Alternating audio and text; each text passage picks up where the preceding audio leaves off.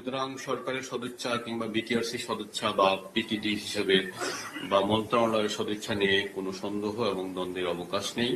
আমরা এটা করবো ইনশাল্লাহ। আমাদের মৌলিক যে পলিসিগুলো টেলিকম পলিসি বিটিআরসির মাধ্যমে মন্ত্রণালয়ের মাধ্যমে অত্যন্ত সুন্দরভাবে এগিয়ে যাচ্ছে। আমরা পলিসি পাস করেছি, পলিসির পরে গাইডলাইন হয়েছে, সেই গাইডলাইন এখন স্টেক হোল্ডার কনসালটেশনের মধ্য দিয়ে যাচ্ছে। ঠিক একইভাবে আরেকটি মৌলিক সংস্কার আমরা আজকে শুরু করেছি। তো এখানে কয়েকটা তথ্য দিতে চাই আপনাদেরকে, যেহেতু গণমাধ্যমের আমাদের সহকর্মীরা উপস্থিত আছেন। আমরা যদি দেখি যে এমএফএস জালিয়াতিতে এই যে অবৈধ ফোনগুলো কতটা ভূমিকা রেখেছে, বাংলাদেশ ব্যাংকের 2024 সালের প্রতিবেদনে দেখা যায় 73% ডিজিটাল জালিয়াতি ঘটে অবৈধ বা অনিবন্ধিত ডিভাইস থেকে। 73%। এনআইআর চালু হলে এই ধরনের ডিভাইস নেটওয়ার্কে যখন কাজ করবে না, তখন এই অপরাধগুলো ধীরে ধীরে কমে আসবে। এনআইআর চালুর ফলে প্রতিটি মোবাইল ডিভাইস ইমি অনুযায়ী নিবন্ধিত থাকবে। যে কোনো অচিহ্নিত বা অবৈধ ফোন ব্যবহার করে একাধিক সিম চালানো তখন কঠিন হয়ে পড়বে বা কিছু পর্যায়ে গিয়ে সম্ভব হবে না।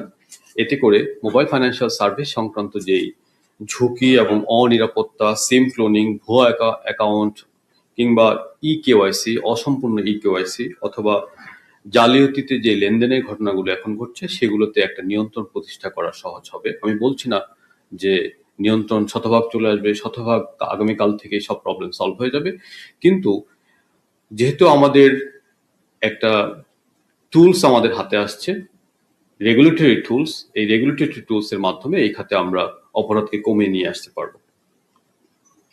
আমরা জানি যে কেওয়াইসি যে বিভিন্ন জায়গায় সিম নিবন্ধন কিংবা এমএফএস এর রেজিস্ট্রেশন বা অন্যান্য জায়গায় যে আছে, বিটিআরসি এবং মোবাইল ফিনান্সিয়াল সার্ভিস প্রদানকারী সেবাদানকারী প্রতিষ্ঠানগুলোর যৌথ তথ্য অনুযায়ী 2023 সালে কেওয়াইসি জালিয়াতির প্রায় 85% ঘটেছিল অনিবন্ধিত বা পুনঃ প্রোগ্রাম করা হ্যান্ডসেট ব্যবহার করে। তো এই কেওয়াইসি অর্থাৎ ডিজিটাল ডিভাইস এবং রেজিস্ট্রেশন ব্যবস্থাপনাতেও একটা ইমপ্রুভমেন্ট আসবে বলে আমরা আশা করি।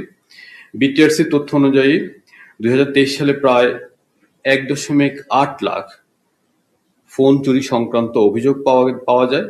এনআইআর চালু হলে এসব ডিভাইস স্বয়ংক্রিয়ভাবে ব্লক করা যাবে, অর্থাৎ মোবাইল ফোন, মোবাইল হ্যান্ডসেট ছিনতাই কেন্দ্রিক যে একটা বড় অপরাধ এখনো রয়ে গেছে, সেটা সেখানে একটা শৃঙ্খলা আসবে। আর আপনারা জানেন যে প্রত্যেকটা স্মার্টফোনে ব্যক্তির বিভিন্ন অ্যাপ থাকে, সেখানে ব্যক্তিগত তথ্য থেকে শুরু করে ফাইন্যান্সিয়াল তথ্য, বিভিন্ন ধরনের ওটিপি থেকে শুরু করে ব্যক্তি বিভিন্ন ধরনের ঝামেলায় পড়েন। বিভিন্ন ডকুমেন্ট থাকে, ছবি বা ভিডিও থাকে, এখানে গোপনীয় এবং পার্সোনাল ইনফরমেশন থাকে। তো সুতরাং এটা একটা ফোন হারিয়ে যাওয়া মানে একটা ব্যক্তির দৈনন্দিন জীবনে একটা বড় ধরনের ডিসকানেকশন এবং আনকমফোর্ট তৈরি হওয়া। এসব ক্ষেত্রে আমার মনে হয় এনআইআর প্রকল্পটা একটা স্বস্তি নিয়ে আসবে। এর বাইরে জাতীয় রাজস্ব বোর্ড এনবিআর এর অনুমান অনুযায়ী অবৈধ ফোন আমদানির কারণে প্রতি বছর প্রায় 500 কোটি টাকার রাজস্ব ক্ষতি হয়। এনআইআর কার্যকর হলে এই ক্ষতি ধীরে ধীরে কমে আসবে। এবার আমরা যদি অন্য দিক থেকে বলি, আমাদের যে মোবাইল ম্যানুফ্যাকচারার্স অ্যাসোসিয়েশন আছেন, ওনারা বিভিন্ন সময় বিডা কাছে গিয়েছেন যে বিনিয়োগ সুরক্ষার দিক থেকে। কারণ বাংলাদেশে প্রতি বছর লক্ষ লক্ষ হ্যান্ডসেট আছে বিদেশ থেকে যেগুলো অবৈধ, এবং এই অবৈধ ফোনগুলো আসে মূলত কর ফাঁকি দিয়ে। এটা আনবক্সড কার্টুনের ভিতরে নিয়ে আসা হয় যাতে করে স্বল্পতম জায়গায় অনেক বেশি ফোন আনা যায়। এবং এখানে যে অপরাধ চক্রগুলো জড়িত আছে, আমরা আশা করি আমাদের গণমাধ্যমের সহকর্মীদের মাধ্যমে আমরা আশা করি যে তাদের ব্যবসার ক্ষতি না করেই আমরা এখানে একটা রূপান্তর ঘটাতে চাই।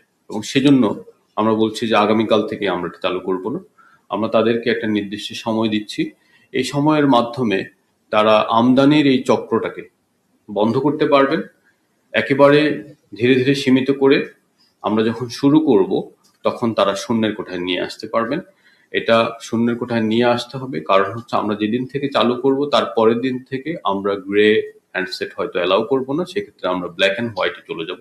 আর আগের যতগুলো আছে আমি আমাদের যারা মোবাইল ফোন ব্যবহারকারী আছেন তাদেরকে এই নিরাপদ নিশ্চয়তা দিতে চাই যে আসলে কারো ফোন বন্ধ হয়ে যাবে না। আপনারা এখন যে ফোনগুলো আছে সেই ফোনগুলো আমরা গ্রে হিসাবে রেখে দিব এবং কোনো ধরনের হয়রানি যাতে না হয় সেজন্য আমরা একাধিক উদ্যোগ নিয়েছি।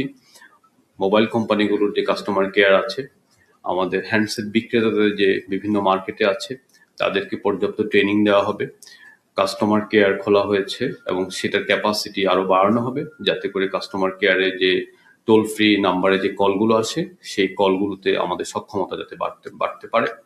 তবে একটা চেঞ্জ কিছু আনকমফোর্ট নিয়ে আসে, এখানেও সেটা ঘটবে, সেটা ডি রেজিস্ট্রেশন এবং রি রেজিস্ট্রেশন কেন্দ্রিক।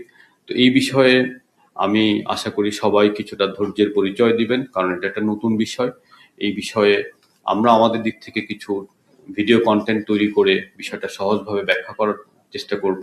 গণমাধ্যমে যারা আছেন আপনাদের প্রত্যেকেই মিডিয়া এবং ডিজাইন টিম আছে, কন্টেন্ট ডেভেলপমেন্ট টিম আছে, আপনারাও এই বিষয়টা মানুষের কাছে খুব সহজভাবে উপস্থাপনের চেষ্টা করবেন। আমরা সবাই মিলে যদি চেষ্টা করি তাহলে এই যে একটা মৌলিক পরিবর্তন, যে মৌলিক পরিবর্তনটা আমাদের ডিজিটাল ফাইন্যান্সিয়াল সিস্টেম থেকে শুরু করে ডিজিটাল কমিউনিকেশন এবং অন্যান্য খাতে যে অপরাধের যে চক্রটা আছে এই চক্রটাকে সীমিত করে নিয়ে আসবে। পাশাপাশি বাংলাদেশে যারা যেসব কোম্পানি মোবাইল হ্যান্ডসেট ম্যানুফ্যাকচারিং এ বিনিয়োগ করেছে তাদের বিনিয়োগটা সুরক্ষিত করার একটা দায় আমাদের আছে। আমি বিশ্বাস করি আজকের এই প্রকল্পটার পরে আমরা যদি তাদেরকে বিনিয়োগটা সুরক্ষা করতে পারি, খুব অচিরেই আমরা এই বিনিয়োগটাকে আরো বাড়িয়ে তাদেরকে বিদেশে হ্যান্ডসেট রপ্তানির জন্য নতুন প্ল্যান্ট স্থাপনের জন্য পর্যাপ্ত প্রণোদনা দিতে পারবো বলে আমি বিশ্বাস করি। যেই মডেলে এনআইআর বাস্তবায়ন হচ্ছে আমি এই মডেলটা সম্পর্কে একটু বলতে চাই যে আমাদের একটা স্ট্রং ম্যান্ডেট ছিল যে আমরা এই কাজটা করব। তো সেজন্য সরকারি ক্রয় প্রক্রিয়ার যে দীর্ঘ জটিলতা সেখানে আমাদেরকে রিটেন্ডার করতে হয়েছে বা বিভিন্ন ঝামেলা হয়েছে। তো সেজন্য মোবাইল ম্যানুফ্যাকচারার অ্যাসোসিয়েশন এগিয়ে এসেছেন, তারা নিজ খরচে এই কাজটা করে দিচ্ছেন। তো সেজন্য বিটিআরসি এবং মন্ত্রণালয়ের পক্ষ থেকে আমি তাদেরকে অভিনন্দন জানাই, আন্তরিক ধন্যবাদ জানাই। এই মডেলে বাংলাদেশে এর আগেও বিটিআরসি এই ধরনের সেন্ট্রালাইজড এবং ইন্ডাস্ট্রি ফ্যাসিলিটেটেড অবকাঠামো করেছে। যখন 2007-08 দিকে যখন বাংলাদেশের 2G নেটওয়ার্কে যখন প্রথম লফুল ইন্টারসেপশন চালু করা হয় তখন আমাদের এমএনএ গুলো, মোবাইল অপারেটরস গুলো সেই খরচটা বহন করেছিল যতদূর আমার মনে পড়ে। তো সেক্ষেত্রে আমি বলবো যে এই যে ইন্ডাস্ট্রি যে খরচটা বহন করছে এই নজিরটা মানে প্রথম না, এই মডেলটা কাজ করেছে, আমি বিশ্বাস করি এখনো এটা কাজ করবে।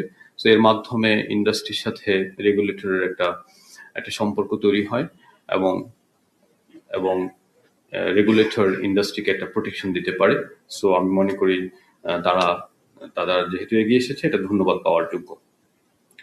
এর বাইরে আর কিছু টেকনিক্যাল প্রবলেম সলভ হবে, সেটা সাধারণভাবে বোঝা যায় না। সেটা হচ্ছে যে অ্যাক্সেস টু ডিভাইস এবং ডিভাইস ক্যাপাবিলিটি নামে সেলুলার ফোনে যে সেলুলার নেটওয়ার্কে যে সেলগুলো কনফিগারেশন থাকে সেই কনফিগারেশনে রেজিস্টার্ড সিমের একটা ভার্সন, রেজিস্টার্ড হ্যান্ডসেটের একটা ভার্সন থাকে আর কি, উল্লেখ করা থাকে। তো কাস্টমার যদি কমপ্লেইন করে সেই কমপ্লেইনটা ট্র্যাকিং করে বের করা যায় যে এটা কি নেটওয়ার্ক জনিত সমস্যা নাকি হ্যান্ডসেট জনিত সমস্যা। যদি হ্যান্ডসেট জনিত সমস্যা হয় তখন এই মোবাইল উৎপাদনকারীর হার্ডওয়্যার কিংবা সফটওয়্যার এর সমস্যা কিনা সেটা ট্র্যাক করা যায়। আমি আশা করি এই এনআইআর ইমপ্লিমেন্ট করার মাধ্যমে আমরা কাস্টমার কেয়ার সার্ভিসের একটা এক্সেলেন্স ধাপে যেতে পারবো আর কি। তো সাধারণত আপনারা জানেন যে যে সফটওয়্যার কোম্পানিগুলো বলতে মোবাইল নেটওয়ার্কে যারা সফটওয়্যার দেয় সবসময় তাদের সফটওয়্যারে যে বাগ থাকে তা না, হ্যান্ডসেটের সফটওয়্যারও বাগ থাকতে পারে, হার্ডওয়্যারের সমস্যা থাকতে পারে। এটা অ্যাপল থেকে স্যামসাং থেকে সবারই থাকে। বিদেশে অপারেটরদের এরকম হ্যান্ডসেট একটা টিমই থাকে যারা এই বিষয়গুলো ম্যানুফ্যাকচারের সাথে, মোবাইল হ্যান্ডসেট ম্যানুফ্যাকচারের সাথে কন্টিনিউয়াস যোগাযোগ করে।